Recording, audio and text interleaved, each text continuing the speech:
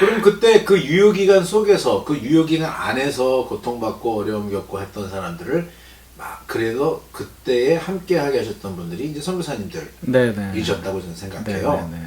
물론 그 가운데 인간의 어떤 실수나 또 어떤 제국주의적인 어떤 문화나 이런 것들에서 완전히 벗어나지 못하셨지만 그렇죠, 그렇죠.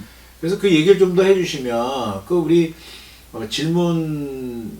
질문들이 이제 제법 이 증문즉답에 나타나고 있습니다. 아, 그래요? 상당히 활발한 네네. 증문즉답이 될 것 같은데 우리 권 교수님께서 약간 긴장도 하시고 네. 왜냐면 뭐 본인이 뭐 전지전능하지 않기 때문에 그렇죠. 네, 그래서 저는 전지도 아니고요. 전능은 더더욱 아닙니다. 예, 전지는 원래 큰 종인데 우리는 뭐 A4나 뭐 B4 그렇죠, 정도 되는 그렇죠. 사이즈겠죠. 맞습니다. 예, B5 또는 네. 무슨 뭐 포스트잇 정도 상관없습니다. 포스트잇보단 큽니다. 아, 네. 그러니까 역시 박사님이랑 다른데. 자, 그렇다 그러면 그 질문 나왔던 거 기억하시죠?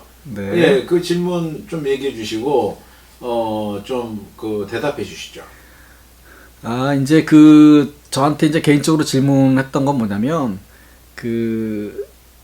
이제 알렌 선교사가 그 운산 금광에서 일종의 이제 돈을 받아서 이제 쓴 거 아니냐라고 하는 이제 그런 질문을 하셨어요. 그래서 제가 확인한 거는 알렌의 일기에 보면은 이제 이 운산 금광이라고 하는 게 이제 계약을 맺게 되는데 결정적인 역할을 했던 사람들은 물론 그 조선을 대표했던 왕과 이제 민왕후라고 볼 수 있고요.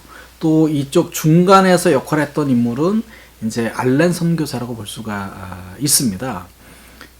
그래서 이제 그 알렌의 일기에 보면 이제 일종의 이 중개를 해주고 커미션을 받기로 했다라는 말은 있더라고요. 그런데 그것을 얼마를 받았는지 그리고 또 그 받은 돈을 어떻게 사용했는지에 대해서는 제가 확인을 하지는 못했습니다.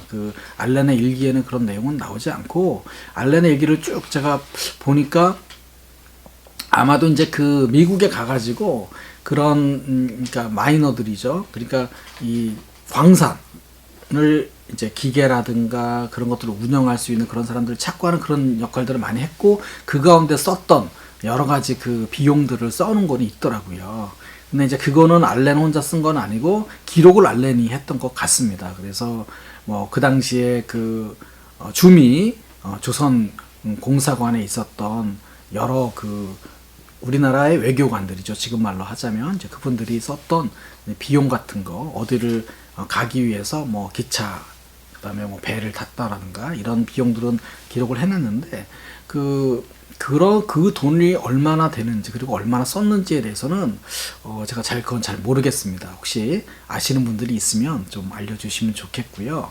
그런데 이제 사실 이 선교사들은 우리나라에 왔던 선교사들은요, 굉장히 좋은 집안에서, 그러니까 적어도 중상류가 되는 그런 집안에서 정말 좋은 교육을 받았던 그런 사람들이 많이 왔습니다.